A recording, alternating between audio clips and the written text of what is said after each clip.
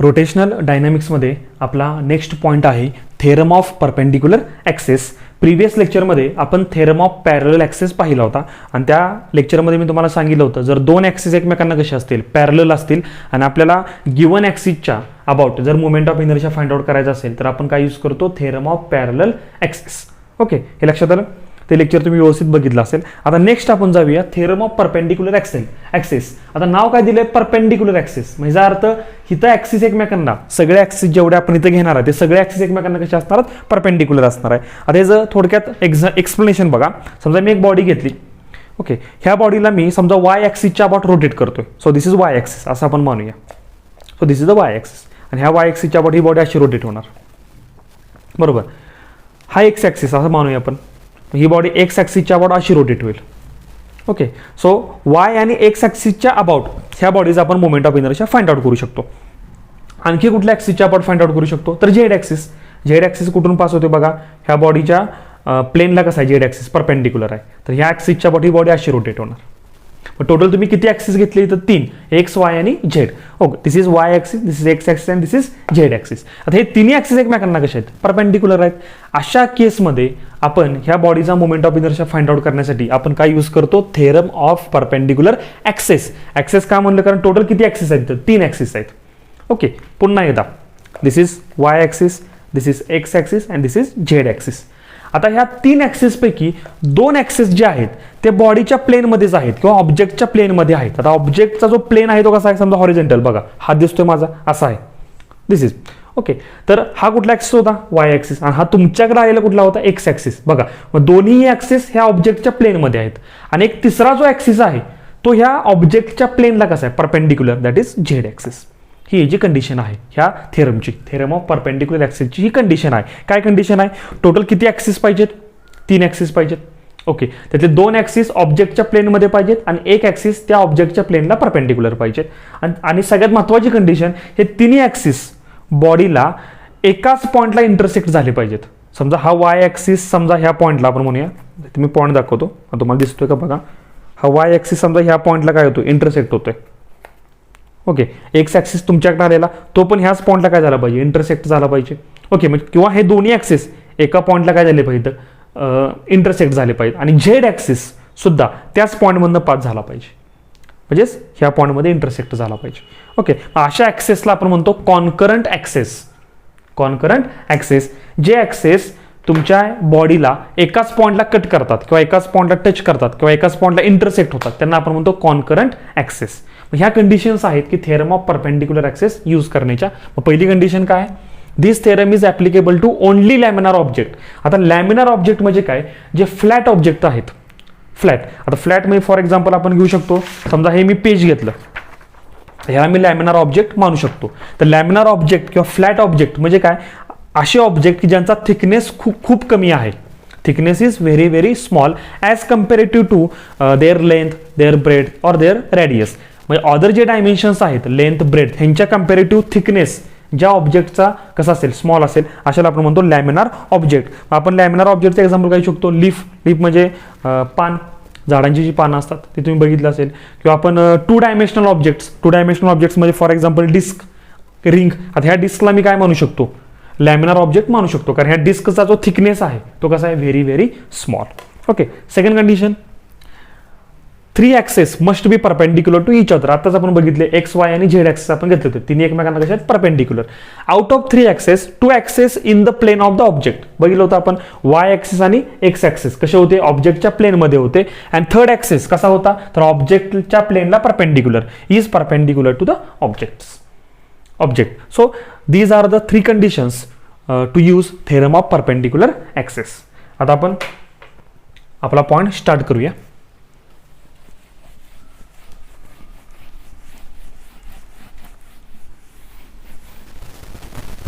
आत्ताच आपण सांगितलं की थेरम ऑफ परपेंडिक्युलर ॲक्सेस हा फक्त लॅमिनार ऑब्जेक्टसाठी ॲप्लिकेबल आहे. आपण एक काय घेऊया मग लॅमिनार ऑब्जेक्ट घेऊ of any shape. This is laminar object of any shape. आता हा जो लॅमिनार ऑब्जेक्ट आहे फॉर एक्झाम्पल तुम्हाला समजण्यासाठी मी हा लॅमिनार ऑब्जेक्ट कन्सिडर करतो. ओके, हा लॅमिनार ऑब्जेक्ट 3 ॲक्सिसच्या अबाउट काय होऊ शकतो रोटेट होऊ शकतो. ओके, पहिला ॲक्सिस आपण इकडे घेतला होता Y axis. So this is Y axis, बरोबर. आणि ह्या वाय ॲक्सिसच्या अबाउट हा लॅमिनार ऑब्जेक्ट काय होणार, रोटेट होणार असा, लाईक दिस. ओके. आणि ह्या ॲक्सिसच्या अबाउटचा मोमेंट ऑफ इनर्शिया किती असणार आहे, आय वाय. हा पॉईंट आपण घेऊया O. So this is the axis. आता ह्या साईडचा ॲक्सिस मी जो वाय ॲक्सिस आहे तो डॉटेड लाईननं दाखवतो, तुम्हाला समजलं असेल. ओके.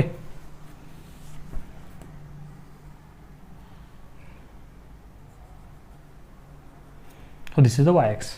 नंतर काय सांगितलं होतं, हा सेम लॅमिनार ऑब्जेक्ट आपण एक्स ॲक्सिस भोवती पण काय करू शकतो, रोटेट करू शकतो. आता एक्स ॲक्सिस कुठं आला होता, त्या केसमध्ये तुम्हाला आठवते तुमच्याकडे आला होता, आणि त्या ॲक्सिसच्या आपण बॉडी अशी रोटेट होते.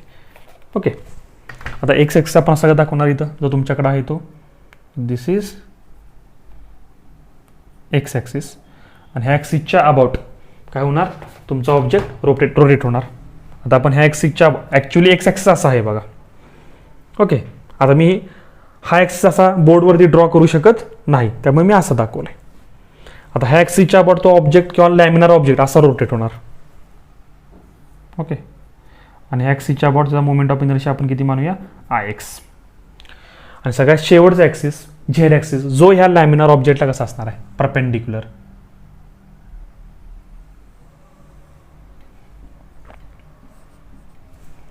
ओके. आणि ह्या ॲक्सिसच्या अबाउट झेड ॲक्सिसच्या अबाउट हा लॅमिनार ऑब्जेक्ट काय होणार, असा रोटेट होणार. So this is Z axis आणि moment of inertia about Z axis is I Z. आणि तुम्हाला समजलं असेल. ओके. हा एक्स ॲक्सिस आपण असा पाठीमागे कंटिन्यू करू शकतो, हा झेड ॲक्सिस. तुम्हाला समजलं असेल हे तिन्ही ॲक्सिस ह्या लॅमिनाला ओ पॉईंटला काय करतात, कट करतात किंवा टच करतात किंवा इंटरसेक्ट झालेत ओ पॉईंटला तिन्ही ॲक्सिस. म्हणून आपण काय म्हणणार, हे तिन्ही ॲक्सिस कसे आहेत, कॉन्करंट आहेत. ओके. आता जर हा लॅमिनार ऑब्जेक्ट 3 ॲक्सिसच्या अबाउट रोटेट होत असेल तर तुम्हाला 3 मोमेंट ऑफ इनर्शिया मिळणार. कुठले कुठले, आय एक्स, आय वाय आणि आय झेड. आता हे तिन्ही मोमेंट ऑफ इनर्शिया आपण कसे फाइंड आउट करतो, तर पहिल्यांदा आपण काय करणार, ह्या पूर्ण लॅमिनार ऑब्जेक्टचा एक काय घेणार, मास एलिमेंट किंवा स्मॉल एलिमेंट घेणार, ज्याचं मास असणार आहे डीएम, आणि त्या एलिमेंटचा आपण पहिल्यांदा मोमेंट ऑफ इनर्शिया काढणार आणि नंतर त्याला इंटिग्रेट करणार. मग तुम्हाला पूर्ण लॅमिनाचा काय मिळणार, मोमेंट ऑफ इनर्शिया किती ॲक्सिसच्या अबाउट, 3 ॲक्सिसच्या अबाउट, म्हणजे 3 मोमेंट ऑफ इनर्शिया तुम्हाला मिळणार. ओके. आता त्यासाठी आपण एक काय करूया, एक स्मॉल एलिमेंट घेऊया, मास एलिमेंट, ज्याचा मास किती आहे डीएम, आणि तो कुठल्या पॉईंटला आहे तर पी पॉईंटला आहे. आणि ह्या डीएमचा आपण पहिल्यांदा काय काढायचा, मोमेंट ऑफ इनर्शिया. आता डीएमचा मोमेंट ऑफ इनर्शिया म्हणजे मास एलिमेंटचा मोमेंट ऑफ इनर्शियाचा फॉर्म्युला काय असतो, एम आर स्क्वेअर ना. एम म्हणजे त्याचं मास जे किती आहे डीएम, आणि आर स्क्वेअर म्हणजे काय, आर म्हणजे त्या डीएमचं ॲक्सिस पासूनचं परपेंडिक्युलर डिस्टन्स. आता किती ॲक्सिस आहेत, 3 ॲक्सिस आहेत, एक्स वाय आणि झेड. मग तिन्ही ॲक्सिस पासून काय घेऊया, परपेंडिक्युलर डिस्टन्स. म्हणून आपण ह्या एलिमेंट पासून ह्या एलिमेंटचं this is X axis, X axis पासून हे काय झालं, परपेंडिक्युलर डिस्टन्स. ह्या एलिमेंटचं हे काय झालं, वाय ॲक्सिस पासून परपेंडिक्युलर डिस्टन्स. ओके. आणि ह्या सेम एलिमेंटचं हे काय झालं, झेड ॲक्सिस पासून परपेंडिक्युलर डिस्टन्स. आता ह्या ठिकाणी आपण पॉईंट घेऊया एन, ह्या ठिकाणी पॉईंट घेऊया एम. आता ह्या एलिमेंटचं एक्स ॲक्सिस पासून परपेंडिक्युलर डिस्टन्स किती आहे, पी एम, वाय ॲक्सिस पासून परपेंडिक्युलर डिस्टन्स पी एन, आणि झेड ॲक्सिस पासून परपेंडिक्युलर डिस्टन्स ओपी. आता हे डिस्टन्सेस किती आहेत त्यासाठी आपण एक कन्सेप्ट बघूया. तुम्हाला कोऑर्डिनेट सिस्टीम माहिती आहे. ओके. समजा हा एक्स ॲक्सिस असेल आणि हा कुठला असेल वाय ॲक्सिस. झेड ॲक्सिस आपण दाखवलेला नाही, सध्या 2 ॲक्सिससाठी आपण बघूया. आणि हा काय असेल ओरिजिन. आणि या ठिकाणी मी एक पॉईंट घेतला पी पॉईंट. हे जे कोऑर्डिनेट्स किती असणार आहेत, small x comma small Y. आता हे जे नंबर्समध्ये मी घेऊ शकतो, समजा 4 आणि 3, आणि सेंटीमीटरमध्ये असेल तर हा झाला 4 सेंटीमीटर, हा झाला 3 सेंटीमीटर. ह्याचा अर्थ काय, ह्या पॉईंटची जर मला पोझिशन पाहिजे असेल तर मी एक्स ॲक्सिसवर किती जाणार, 4 सेंटीमीटर म्हणजे स्मॉल एक्स. ओके. हा झाला स्मॉल एक्स म्हणजे 4 सेंटीमीटर. आणि इथून वाय ॲक्सिसवर किती जाणार मी, 3 सेंटीमीटर म्हणजेच किती तर वाय. म्हणजे हे काय झाले, एक्स कॉमा वाय काय झाले, पी पॉईंटचे काय झाले कोऑर्डिनेट्स. लक्षात आलं. ओके. आता हे डिस्टन्स जर एक्स असेल, हे सुद्धा एक्स असणार, हे वाय असेल तर हे पूर्ण किती असणार आहे, वाय असणार. ओके. आता जर मी तुम्हाला क्वेश्चन विचारला, पी पॉईंटमधून जर आपण काय केला, एक्स ॲक्सिसवर काय टाकला, एक परपेंडिक्युलर टाकला. So this is the perpendicular from P point on x axis. आणि ते जे डिस्टन्स आहे त्या डिस्टन्सला आपण काय म्हणणार, स्मॉल वाय. म्हणजे आपण काय सांगणार, पी पॉईंटमधून एक्स ॲक्सिस पर्यंत जे परपेंडिक्युलर डिस्टन्स आहे त्याला काय म्हणायचं, स्मॉल वाय. आणि पी पॉईंटपासून वाय ॲक्सिसचं जे परपेंडिक्युलर डिस्टन्स आहे त्याला काय म्हणायचं, स्मॉल एक्स. मग सिमिलर इथं मला सांगा, पी पॉईंटपासून एक्स ॲक्सिसचं हे काय परपेंडिक्युलर डिस्टन्स, मग ह्याला आपण काय म्हणणार, स्मॉल वाय. आणि पी पॉईंटपासून वाय ॲक्सिसचं जे परपेंडिक्युलर डिस्टन्स आहे पी एन, त्याला आपण काय म्हणायचं, स्मॉल एक्स. लक्षात आलं? ओके.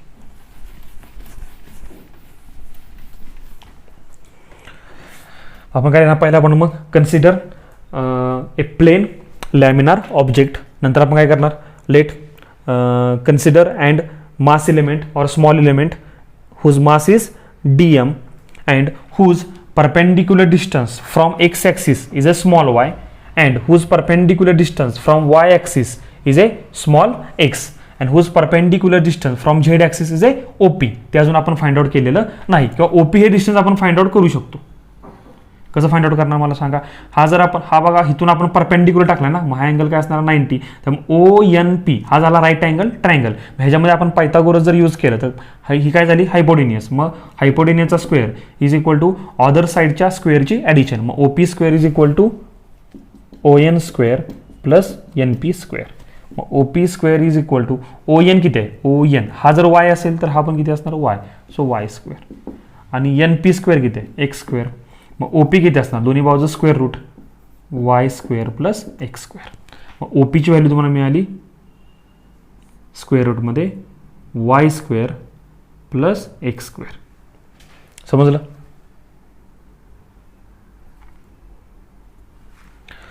ओके. मग अशा तऱ्हेने तुम्हाला ह्या मास एलिमेंटची डीएमची तिन्ही ॲक्सिस पासून काय मिळाले, परपेंडिक्युलर डिस्टन्स. ओके. मग आता आपण काय करू शकतो, पहिला पॉईंट, ह्या पूर्ण प्लेन लॅमिनार ऑब्जेक्टचा मोमेंट ऑफ इनर्शिया काढू शकतो अबाउट 3 ॲक्सेस एक्स वाय आणि झेड. पहिल्यांदा moment of inertia of a laminar object about and X axis is, त्याला आपण काय म्हणणार, I X, moment of inertia about X axis. Okay. आता मोमेंट ऑफ इनर्शिया कसा काढायचा मी तुम्हाला आत्ताच सांगितलं. पहिल्यांदा आपण ह्या मास एलिमेंटचा मोमेंट ऑफ इनर्शिया काढणार अबाउट एक्स ॲक्सिस. ओके. मग तो किती असतो, m r square. Okay. M म्हणजे त्याचं मास किती आहे, जे डीएम. नंतर आर म्हणजे काय, त्या डीएमचं एक्स ॲक्सिस पासून परपेंडिक्युलर डिस्टन्स जे किती आहे, वाय. आणि ह्या वायचा काय असणार आहे, स्क्वेअर. मग डीएम काय झालं, वाय स्क्वेअर. आणि नंतर आपण काय करणार, ह्या डीएम वाय स्क्वेअरला काय करणार, इंटिग्रेट करणार. डीएम वाय स्क्वेअर हा मास एलिमेंटचा मोमेंट ऑफ इनर्शिया झाला आणि इंटिग्रेशन डीएम वाय स्क्वेअर हा काय झाला, पूर्ण ऑब्जेक्टचा एक्स ॲक्सिसच्या अबाउट काय झाला, मोमेंट ऑफ इनर्शिया. म्हणून आपण त्याला इंटिग्रेट केलं. आता हे डीएम वाय स्क्वेअर मी असं लिहितो, वाय स्क्वेअर डीएम, दोन्ही सेमच आहे. आता नंतर moment of inertia of a laminar object about an y axis is, त्याला आपण काय म्हणूया, आय वाय. म्हणजे पूर्ण लॅमिनार ऑब्जेक्टचा moment of inertia about Y axis, म्हणजे वाय ॲक्सिसच्या अबाउट त्याला काय करायचं, रोटेट करायचं. अगेन ह्या इलेमेंटचा मोमेंट ऑफ इनर्शिया काय येणार, डीएम इंटू वाय ॲक्सिस पासून परपेंडिक्युलर डिस्टन्स एक्स स्क्वेअर. नंतर त्याला काय करणार, इंटिग्रेट. आणि ह्याचं आपण असं लिहू शकतो, integration x square DM. Equation number 2. And last, moment of inertia of a laminar object about an z axis is, त्याला काय म्हणणार आपण, आय झेड. आणि तो किती असणार आहे, इंटिग्रेशन काय असणार आहे, डीएम इंटू ह्या डीएमचं झेड ॲक्सिस पासून परपेंडिक्युलर डिस्टन्स जे किती आहे, OP square. So DM into OP square. बरोबर आहे ना. झेड ॲक्सिसच्या अबाउट मोमेंट ऑफ इनर्शिया अगोदर डीएमचा काढायचा, मग काय येणार, डीएम इंटू ओपी स्क्वेअर. आणि नंतर त्याला काय करायचं, इंटिग्रेट. मग तुम्हाला काय मिळणार, बॉडीचा मिळणार. ओके. आता हे सॉल्व्ह करू. मग I Z is equal to integration, पहिल्यांदा आपण काय लिहू, हे असं लिहू, integration OP square into dm. Okay. आता ओपीची व्हॅल्यू किती आहे, ओके, ओपी किती आहे √y² प्लस x². पाहिजे तुम्ही ओपी किती आहे √y² प्लस x². मग ओपी स्क्वेअर किती येणार आपल्याला काय पाहिजे ओपी स्क्वेअर. मग दोन्ही बाजूचा स्क्वेअर केल्यानंतर इकडे काय होणार स्क्वेअरला स्क्वेअर रूट कॅन्सल. मग ओपी स्क्वेअरची व्हॅल्यू काय आली फक्त y² x². y² plus x² ही झाली ओपी स्क्वेअरची इंटू dm. आता सॉल्व करा. इंटिग्रेशन आणि dm नात मल्टिप्लाय करा. Integration y² dm plus integration x² ला मल्टिप्लाय करा. इंटिग्रेशन x² आणि dm न पण मल्टिप्लाय करा into dm. From equation 1 integration y² dm ला काय म्हणणार आपण ix. सो ह्याबद्दल पुट करू शकतो ix. Integration x² dm. So this is integration x² dm. ह्याच्याबद्दल काय पुट करणार iy. So we get iz moment of inertia of a laminar object about an axis passing through point O and perpendicular to plane is equal to sum of moment of inertia of an same laminar object about an axis which are in the same plane of the object. म्हणजे तुम्ही काय सांगणार थोडक्यात की हा जो laminar object आहे त्या लॅमिनार ऑब्जेक्टचा मोमेंट ऑफ इनर्शिया तुम्ही कुठल्या ॲक्सिसच्या अबाउट काढला तर जो ॲक्सिस ह्या प्लेन लॅमिनारला कसा आहे परपेंडिक्युलर म्हणजे झेड ॲक्सिसच्या अबाउट काढला तो मोमेंट ऑफ इनर्शिया किती असणार आहे तर दोन मोमेंट ऑफ इनर्शियाची काय असणार आहे सम असणार आहे बेरीज असणार आहे. कुठले दोन मोमेंट ऑफ इनर्शिया तर त्या लॅमिनार ऑब्जेक्टचे मोमेंट ऑफ इनर्शिया कुठल्या ॲक्सिसच्या अबाउट जे ॲक्सिस त्या लॅमिनार ऑब्जेक्टच्या सेम प्लेनमध्ये आहेत म्हणजे एक्स एक्स आणि वाय ॲक्सिस. मग ह्यांच्या about moment of inertia I X आणि आय वाय ह्यांच्या सम एवढा हा मोमेंट ऑफ इनर्शिया असणार आहे. सिंपल. ओके. मग ह्याच्यावर आपण काय लिहू शकतो स्टेटमेंट लिहू शकतो. समजले का बघा. हा सुद्धा थोडा महत्त्वाचा पॉईंट आहे. 2 ते 3 मार्काला हा एक्झाममध्ये विचारतात. आता आपण स्टेटमेंट बघूया. पहिल्यांदा मी ix is equal to ix plus iy ह्याच्यावरून स्टेटमेंट लिहून घेतो. जे तुम्हाला मी आता सांगितलं होतं तेच मी इथं लिहून देणार आहे. Okay okay. So this is the statement of theorem of perpendicular access जे तुम्हाला एक्झाममध्ये लिहावं लागतं. कधी कधी सेपरेट 2 मार्काला सुद्धा विचारू शकतात फक्त स्टेटमेंट. ओके. आणि स्टेटमेंट तुम्ही ह्या इक्वेशनवरून पाठ करायचं. पहिल्यांदा तुम्ही आय झेडचं नाव लिहायचं. आय झेड म्हणजे काय the moment of inertia of a laminar object about an axis perpendicular to its plane. I Z म्हणजे ह्या लॅमिनार ऑब्जेक्टचा मोमेंट ऑफ इनर्शिया कुठल्या ॲक्सिसच्या अबाउट जो ॲक्सिस लॅमिनार ऑब्जेक्टला कसा आहे परपेंडिक्युलर इज इक्वल टू काय the sum of its moment of inertias. 2 moment of inertia आहेत म्हणून त्याला इथं यस प्रत्यय जोडलाय. Is the sum of its moment of inertias about 2 mutually perpendicular axis is equal to sum of its moment of inertia about 2 mutually perpendicular axis म्हणजे x axis आणि y axis एकमेकांना कसे आहेत परपेंडिक्युलर आहेत इन इट्स प्लेन. आणि ते दोन्ही axis त्या लॅमिनार ऑब्जेक्टच्या काय प्लेनमध्ये आहेत. जसं तुम्हाला सुरुवातीला मी सांगितलं होतं हा लॅमिनार ऑब्जेक्ट असेल तर वाय ॲक्सिस आणि एक्स ॲक्सिस ह्या ऑब्जेक्टच्या कशा आहेत प्लेनमध्ये आहेत. ओके. पुढची कंडिशन काय शेवटची ऑल 3 ॲक्सेस बिईंग कॉन्करंट. आणि तिन्ही ॲक्सेस काय पाहिजेत कॉन्करंट म्हणजे ह्या तिन्ही ॲक्सेस ओ पॉईंटला एकत्र आले पाहिजेत किंवा ओ पॉईंटला तिने काय केलं पाहिजेत लॅमिनाला कट केलं पाहिजे किंवा ओ पॉईंटला ते म्हणजे एकाच पॉईंटला तिन्ही ॲक्सेस काय झाले पाहिजे इंटरसेक्ट झाले पाहिजेत. मग अशा तिन्ही ॲक्सेसला आपण म्हणणार कॉन्करंट ॲक्सेस. लक्षात आलं. ओके. आणखी आता सांगतो मी कंडिशन लक्षात ठेवा की 2 ॲक्सेस हे लॅमिनार ऑब्जेक्टच्या प्लेनमध्येच पाहिजेत आणि त्या 2 ॲक्सिसच्या अबाउटचा मोमेंट ऑफ इनर्शियाची सम म्हणजे I x plus I Y ही कुणाच्या इक्वल टू असते तर त्या सेम लॅमिनार ऑब्जेक्टचा moment of inertia about and perpendicular axis that is I Z म्हणजे झेड ॲक्सिसच्या अबाउटचा मोमेंट ऑफ इनर्शिया. ओके. आता त्याचं ॲप्लिकेशन आपण जरा बघूया. इथं आणखी एक गोष्ट आपण सांगू शकतो. जर मी आय एक्स ह्या ॲक्सिसच्या अबाउट मोमेंट ऑफ इनर्शिया समजा किती आला 50 kg/m². आय वाय म्हणजे वाय ॲक्सिसच्या अबाउट मोमेंट ऑफ इनर्शिया लॅमिनाचा किती आला समजा 40 kg/m². तर झेड ॲक्सिसच्या अबाउट किती येणार तर 50 + 40 किती येणार 90.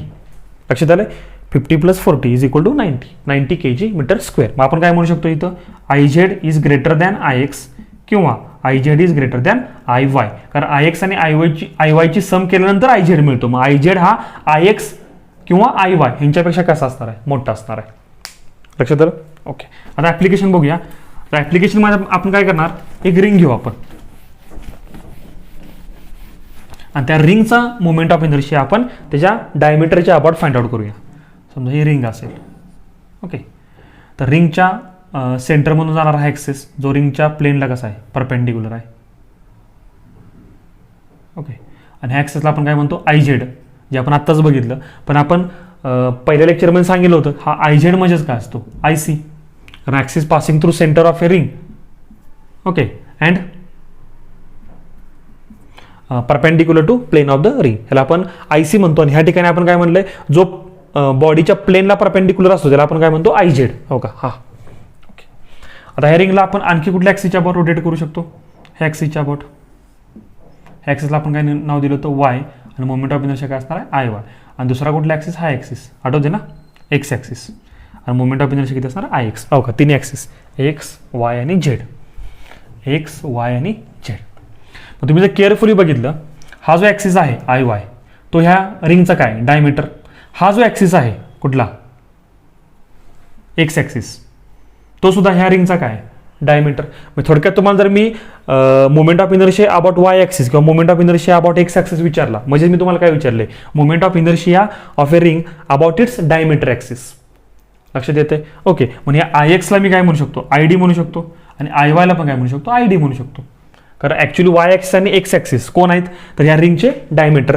झेड ॲक्सिस डायमीटर होऊ शकत नाही, कारण झेड ॲक्सिस रिंगच्या असा पास झाला आहे, सेंटरमधून असं जातोय.